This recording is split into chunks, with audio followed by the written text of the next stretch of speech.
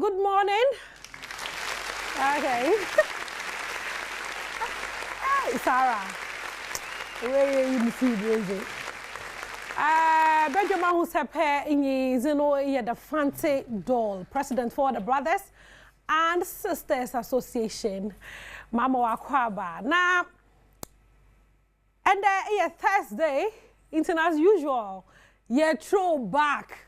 Now, that was a major throwback. I never know. Mimbotio, no, akwesi, Ampofo Adjei, no, mimbotio, no, and a mama enjoy, no, and throwback near Titan Kassa.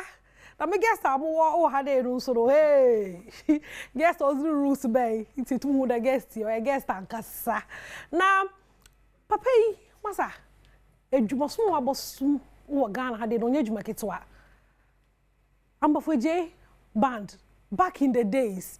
Massa, I saw one call for Edzi because of Papa wearing your mono and I pay Bizumushoner Chanati on fire celebrating more constant condo. Now, to do this, you know, Semenya na say Ampofo Adjei or had the energy there, Massa, my bro. That's Ampofo Adjei, ne Papa yen. Into no and I pay on no ever guest. Oh, Ahosepe, mommy show. Good morning. Majoso. I don't rules bear power. Say. Oh, who's our guest? Me if you nipa me guest. Oh, who's our banquet? No. So you know me ho ya. Matthias say. It's mama kebia. You go to do the romance too. Exactly. It's kind of sawa na hidden. Asadie. Ya mfa ngome. My moye no zo. Me sa na me hu tutu me.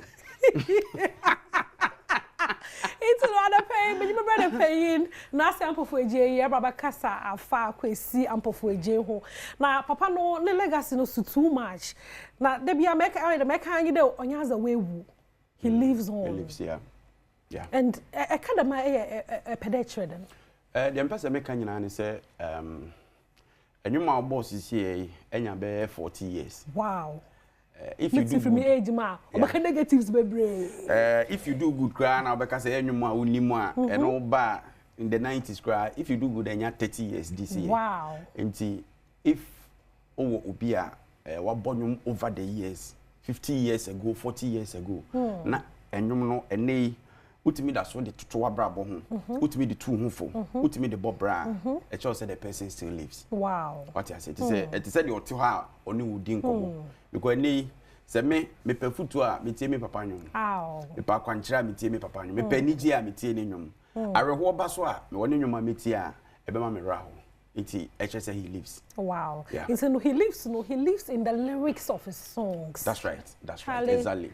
Charlie abanyum na erebo anyum elu benkwasi anyuma ya kan te iwe ko na anye but ebonyansa anyuma yeah. You will always live into no akwesi Ampofo Adjei and they celebrate no concert. Oh, how many years in? 21 years. Wow. Oh, 2004. 2nd August 2004. In the 21 years in August here Itremia. And every year they also celebrating. For how many years in celebrating? Initially me 5 years anniversary and I'm here 10 years anniversary. And since then me fan say for the past 3 years no na otiasi day no wankasa perform on the crew Asante Mampo 26 December. So we decided to say ye be sign e de aba because Christmas de Ghana no na crew back so de pa Asante Mampo. I see. Yes, exactly. Do sada na o park of sika se den de ba wonko. The crew for edia.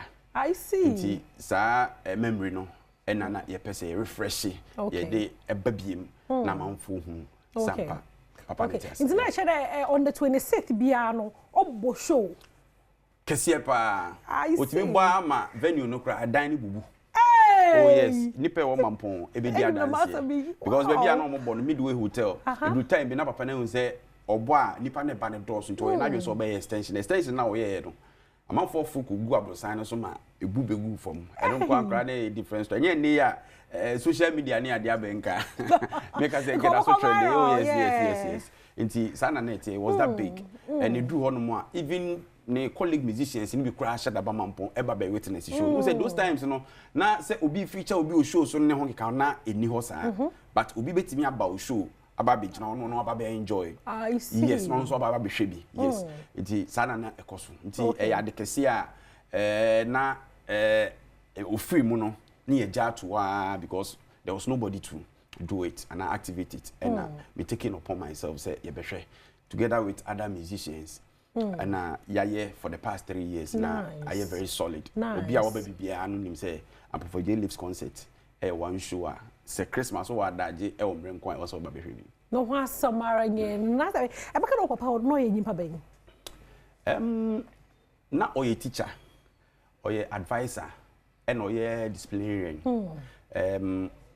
Oye otembia obepese obetret no tembi obepese obekere wade e na ade bia oye bia no ohwe na chimbe mpre no mprensa very careful person omo ni nya encounter no omo say ni exact life na make am okay omo a e fa ni nsem as musicians omo a etena ni nchen omo nye ni biological children and bibia etesa omo no omo nya encounter business wise oyo bia ni bibia open french Ompadi obeya nipa ebeka na ho asem nipa bebo ni din and I think says our values and virtues no boy papa ni nyina no me baby amanyi edre me nkodru baby anti so bi kame papa ho asem bonida wow yes and ade a eye nunyam she edimame yes yeah nice inti anyum etonyum isua no wo fie na anyum no banana isua mosma anyum to grade isua mpo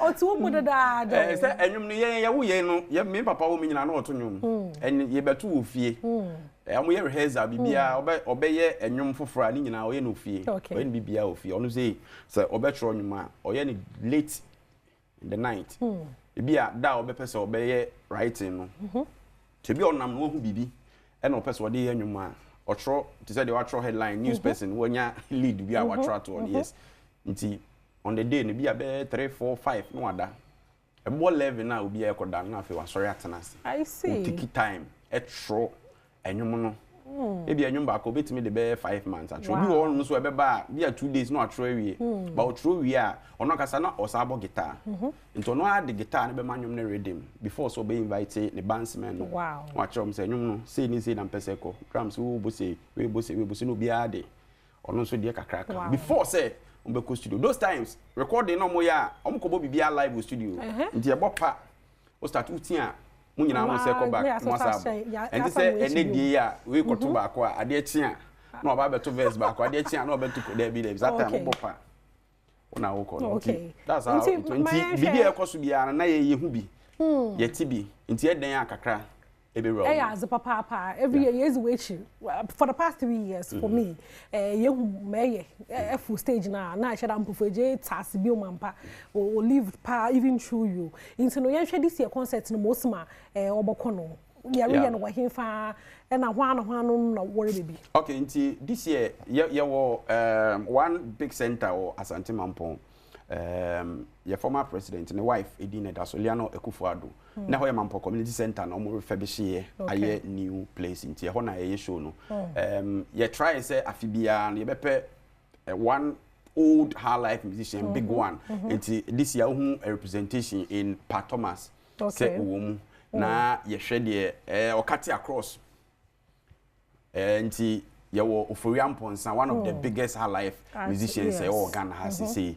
And ubenya kechi kwa mi apia the Christmas man. In fact, oka omo a pushi me say yenye bibisa on the 26th inti me bo kechi kwa mi apia baso papa and Alibaba Foster obi a me papa na tete no dwum tu mu inti ono nso ye obi a obeba na ode sa memories no aba and ayatem bia ye wo a comic aspect of dwumadi na ye de bonwum na manfo ne sa last 2 years the Akabineza all the Kumawu stars by last year the of Akrobeto and this year ship dealer so ejinamu the richest man in Ghana and comfort colleague any osodemo so ebeba abeye bibi kakra e dia famity a full package oba woni beje obesa obehu stars no na face no edru bra wo se sabio wo sere a obesere it is ana show it here Asante Mampo yeah Asante but mind you enye Mampo nko okay the one suta the one dra the one kranza